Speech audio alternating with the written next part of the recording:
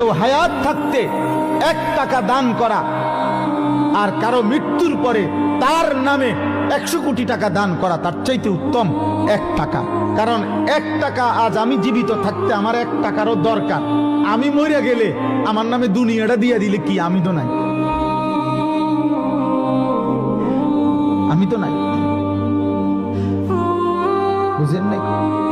এই জন্য জীবিত মানুষের দানের সওয়াব। আব্বা মরে গেছে, আব্বার নামে 30,000 দিছে, 30,000 কা 3 লাখ টাকা দেন, 3 লাখ টাকা দেন না, দেন দিছেন কা 30 লাখ টাকাই দেন না, অসুবিধা কি?